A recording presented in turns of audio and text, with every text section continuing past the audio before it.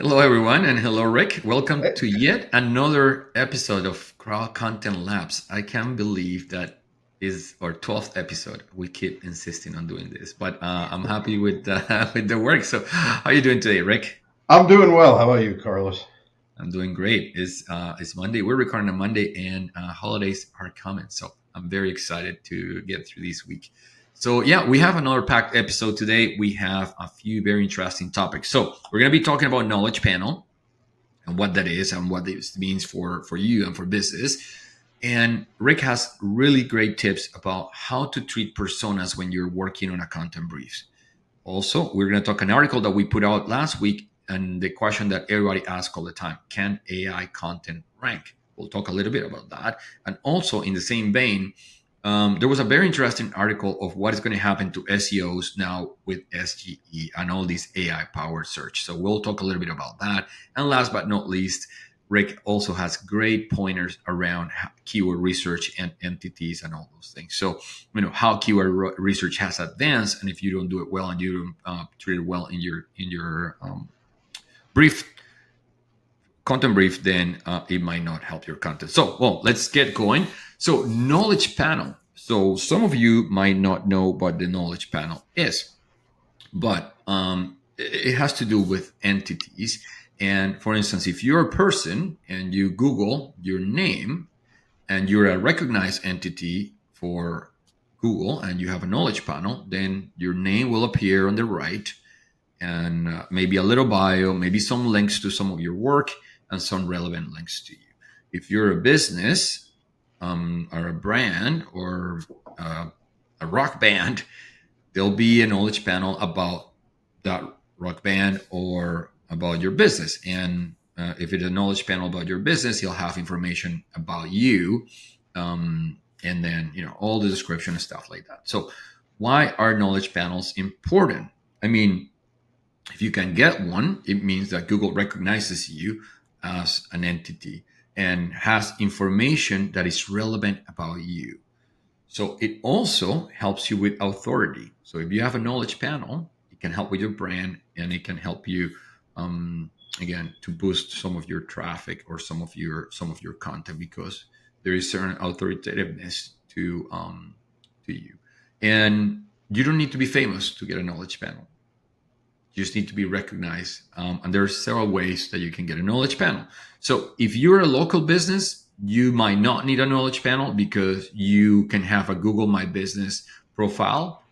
Um, then you can claim your profile, right? You just need to register with Google, go through several steps. And then actually for local SEOs, people that have local businesses, brick and mortar, is very important to claim your Google My Business profile because you have control of that and you can use that to gain more business and to help your prospects and your clients to find you.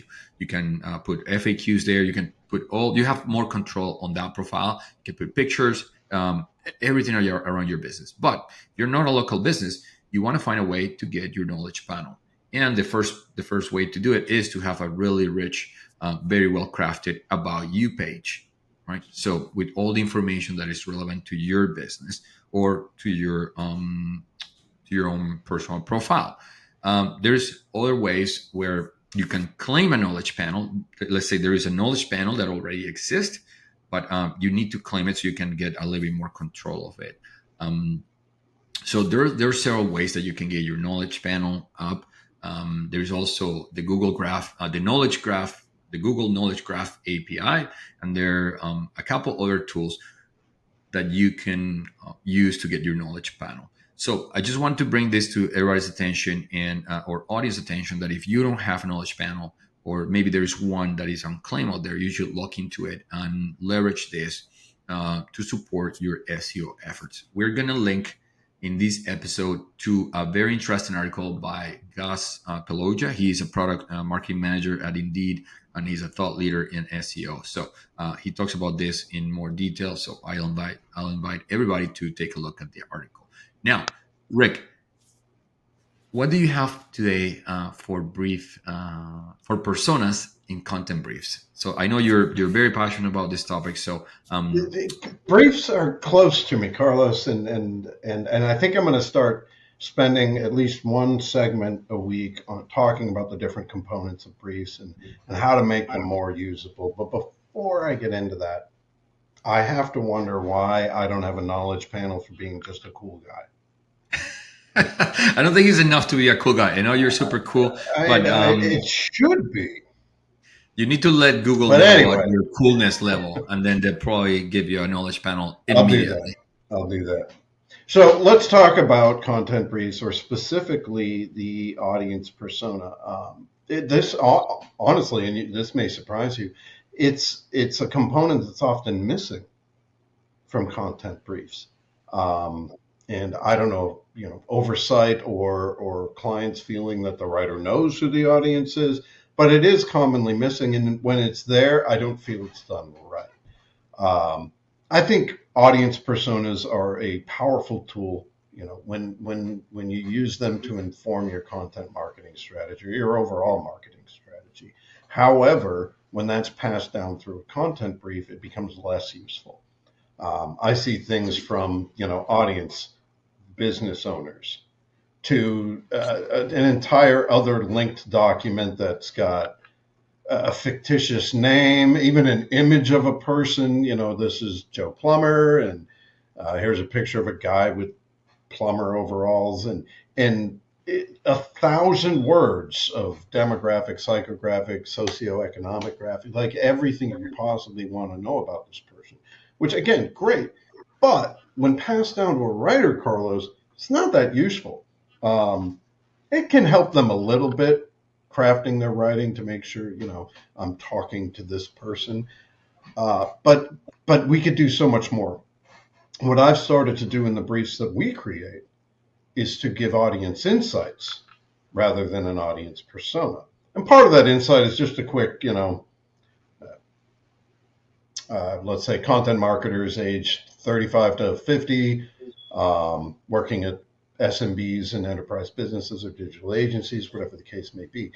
But the real meat and potatoes of the audience insights is specific information. What are our audience's pain points as they relate to this article, to the subject matter of this article?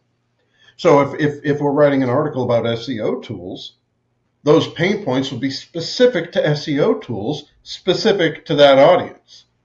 Then there'll be what resonates with this audience as it relates to this content.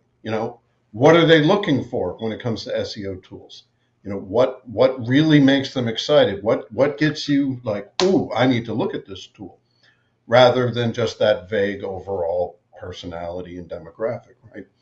I can even have it craft CTAs that might be most appealing to this audience as it relates to this. Now, that type of information in the hand of a writer is very valuable, because now it's informing how they write that article.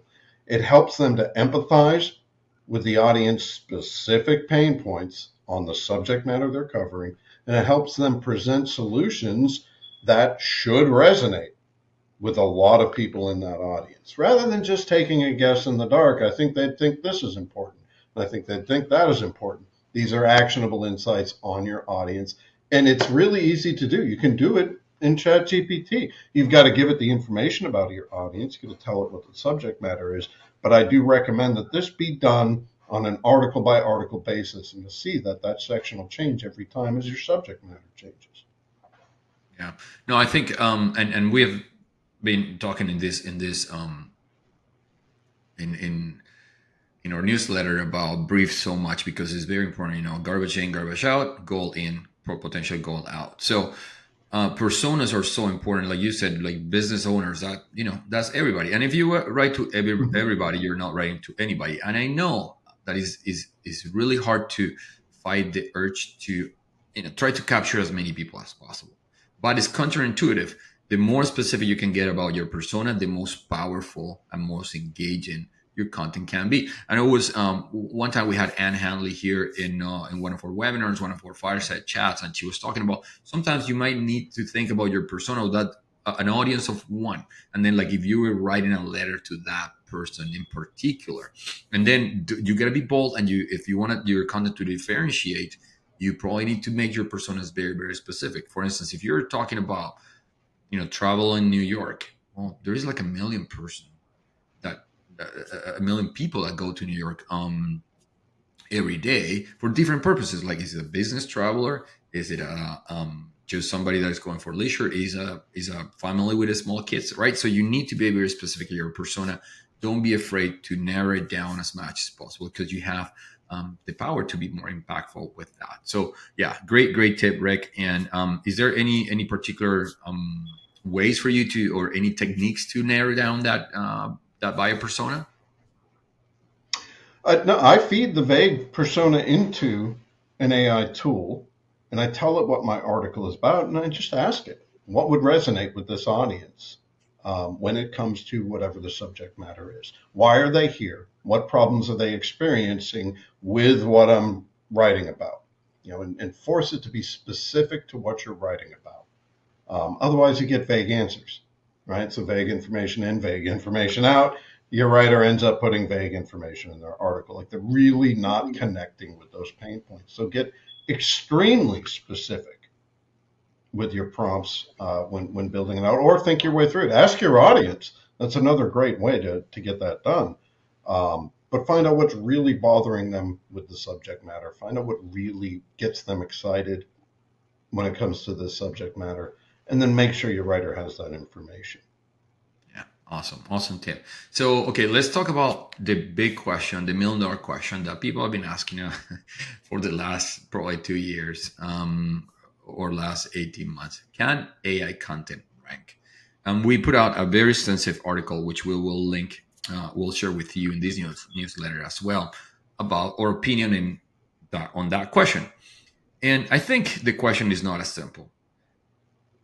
The question is not, can AI content rank necessarily. The question should be, how helpful is the content that you're producing?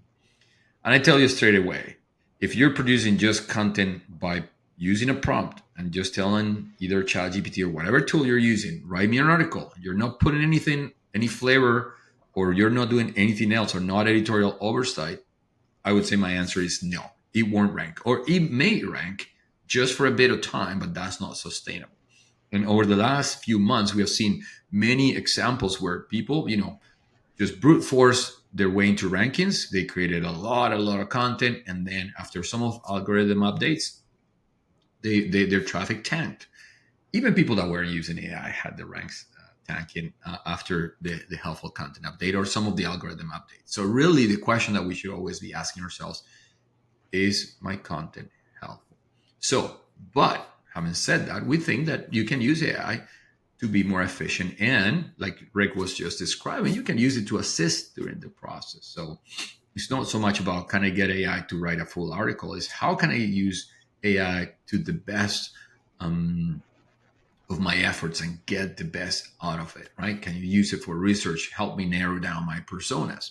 But at the end of the day, the question that we need to ask ourselves is, this piece of content helpful? So long story short, you can really use AI to help you produce content that is going to rank, but it's not going to be the only component that's going to help you rank. There's many other things that need to be taken into account, right? Is this authoritative? Are you bringing something unique? Are you specific to your persona, right? All those things are going to play into it. Can you use AI? Yes, you can use AI, but it's going to be a mix. You need to have that editorial oversight to get your content to rank, whether you're using AI or humans, even if you're using only humans. But if your humans are not great at producing content, still not going to rank. So it's not about, oh, my content is 100% human is going to rank, or my content is 100% AI is going to rank. No, it's how good, how much thought, how much work, how much insight are you putting into your content. That's what really matters. But we'll continue to see how this topic evolves. But I would love to hear your thoughts, Rick, because you're dealing with this every day, every single hour, between with the balance of AI and humans. So what's your take on this? No, you nailed it on the head, Carlos. The simple truth is, you can create an article with AI 100%. Every word in the article is generated through AI and rank perfectly fine with it. Odds are the AI user input more words into the AI to get it to create that article than the article has itself. but it's about that combination, right? Is it useful? Is it valuable? Is it helpful? Is it unique? Check those boxes, and odds are you're going to rank. It doesn't really matter how it was produced. Um, and that's just the thing, though, right? Like, you can't just go tell AI to produce an article for you. Here it is, and have high hopes for it. It takes a lot of back and forth. It takes gathering insights from SMEs. It takes having an SEO plan and getting all of those things together, even a strong brief. If you're going to work in AI, you still need a strong brief. It's your blueprint for that content, and it all has to come in together at the right time in AI to get it to generate. And even then, it's probably going to need a lot of human work. Um, Things like hitting voice on AI is really challenging. It's like a salt shaker. Caps on or caps off. It's one or the other. You get 100% voice or no voice. There's very little subtlety there, but I'm getting off track here. To get to the point, yeah, AI doesn't play a role in whether or not your content will rank. It's the end result. Yeah, and I think Google has been clear in saying, look, it doesn't matter. Like, we're not against AI, um, but you gotta create helpful content. It's as simple as that. I think Danny That's Sullivan it. makes a really funny comment, and when he's been asked about it, and it's like, should we use ChatGPT from now onwards for publishing content on our website? Given it 80% unique content, and sorry, no, it wasn't Danny Sullivan, it was Joe Mueller, and then Joe Mueller answers, is like food with only 20% toxic chemicals. Sounds tasty. So anyway, yeah, he's pretty sassy in how some of his responses. I love it. But yeah, I so like that anyway, quote. Yeah. yeah, so something that we need to keep an eye on, and we keep hammering on this topic about, do you have to put your effort on to create great content. But since we are on the AI track, let's talk about SGE and SEO. There was an interesting article this week by Morty Oberstein, and he's with Wix, and I found it very interesting because it was about, is SGE really gonna kill SEOs? And everybody loves killing SEOs, but his point is that actually there's good SGE is going to create more opportunity for agencies to bring more revenue. And his point is like, look, SGE is not so far is not much greater or much better than feature snippets. Feature snippets have been now for a while, and SEOs are still around. So really, his point being is like, look, the fact that SGE it might bring some of the content doesn't mean that you as an SEO don't have more work. It means you need to elevate your game and now broaden your scope and really focus on the strategic side of things. I see so many SEOs out there that most of their work is just come up with a list of keywords and 100 pages report about errors and technical SEO stuff. And very little of their help goes into a strategic side, how to differentiate, how to position your brand for search, how to create authority. So what he's saying is now actually it's going to become more competitive. It's going to get harder. If things get harder, companies are going to need more expertise and more help. So I think this is going to be an opportunity for us, people on SEO, and for agencies that are helping clients rank and be found online, because expertise is more needed than ever. Again, before in the past, if you just got a good website and some keyword stuff in there, you could rank. Now it's about expertise and really looking for opportunities, looking for gaps, looking at your competition, right? It's not about title tags and all these little things.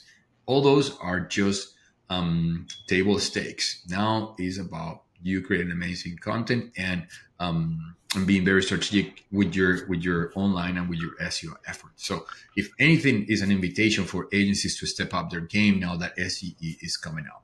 So again, we'll link the article to the newsletter, but interesting read, and I think is some glimmer of hope in the future for some of those SEOs that are worried about SGE changing, then taking away their job. I think it's similar to writers that are worried about AI taking away their job. We need to look at this as an opportunity, so to expand and level up our skills.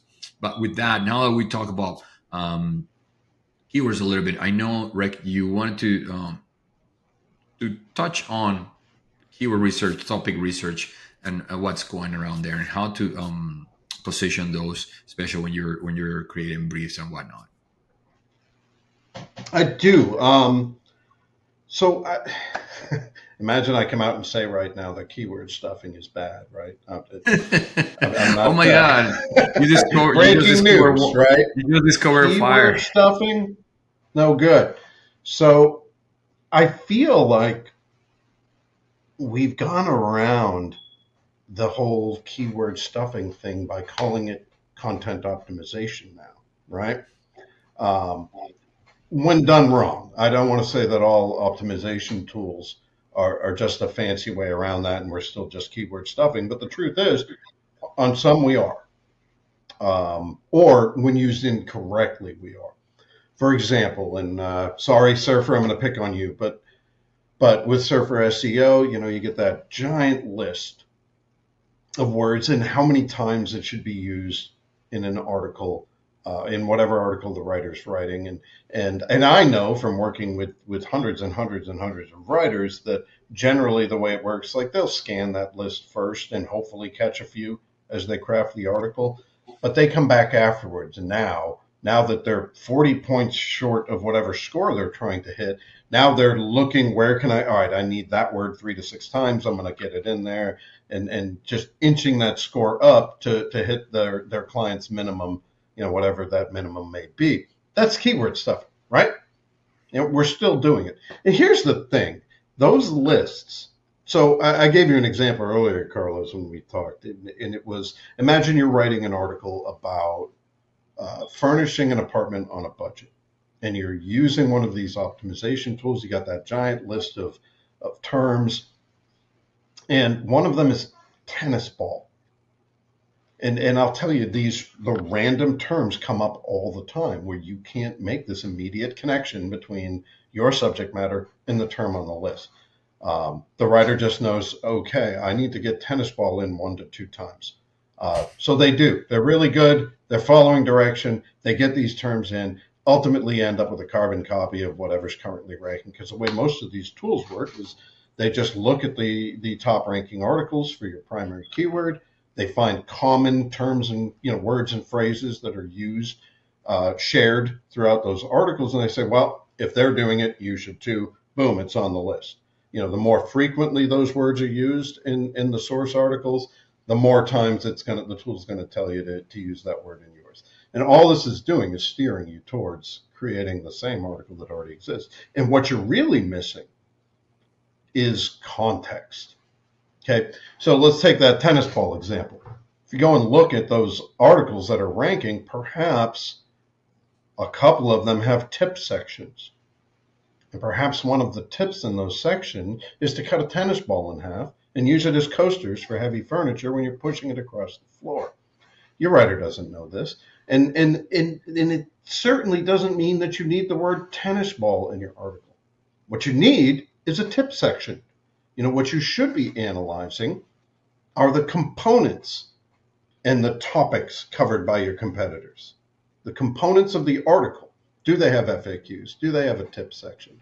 What types of things? Do they have embedded video? These are the things you've got to get to the point where you're as good as they are before you can differentiate and become better or more unique, right? You don't want to miss out on the things they've covered. And this giant random list of keywords that your writer's trying to squeeze into the article isn't getting the job done. What they need to know is, what topics do those articles cover, so I can make sure I cover those too. What components, are, and for you as the publisher, you need to know, what do they have, infographics? Do they have video? Are there other elements that I have to at least match, if not beat, to be able to rank? So I encourage, and I'm starting to see articles about this, Carlos. Maybe we can talk about it more, but topics and entities are becoming more and more important, and we may see things like exact keywords and lists of keywords go by the wayside in favor of topics, and I'm here for that. I'll tell you what, like Google doesn't need to see an exact keyword match Yeah. to understand what your article's about, you Yeah. know. But topics, it can understand those topics. It can connect the dots. It can see all the things you're discussing. You know, strong outlines that have the topics built in that your article should cover to be thorough and helpful to your audience should be enough. I primary keywords are important. We need to know intent. Um, but these giant lists of semantic keywords that are 50 words long and 3 to 6 uses each have got to go. Yeah. That's No, all I have to I'm say on with. that, Carlos. Yeah, no, I'm with you there. I think keyword research is evolving, and will probably now the term should be topic research, right? It shouldn't be keyword research or keyword matching. Shouldn't be a thing anymore. It's going to be more like topic matching, right? Like Google is smart enough, and their algorithms are smart enough to understand context. So uh, we internally in crowd content we rank for many keywords that we are not writing for. Many keywords aren't included in in our content. So that's proof that it's all about context and authority and topic coverage, right? Topic research. Now, Mm-hmm. having said that, I think there will be still a place for maybe more like exact keyword matching. I wonder if like things like product descriptions, maybe like e-commerce related searches, maybe are going to be still more specific and it's still going to require very specific keyword research. But I think Sure. we're getting, PPC. yeah, yeah, pay per click stuff. I think again, there are many tools out there that are great to recommend keywords and keyword density and things like that. But you need to take those things with a grain of salt. Use critical thinking, and not try to follow too much to the T, because those tools don't have full context, right? And might take you in a path that is not conducive to create great content, right? The reader doesn't care if you mention the keyword 75 times. They care about getting their um, answered, their question answered correctly and easily, right? So remember that. That's the first thing. The same thing for Google. Google doesn't care about you putting the keyword these many times. They care about getting the Well, answer. except they do now in the other direction, right?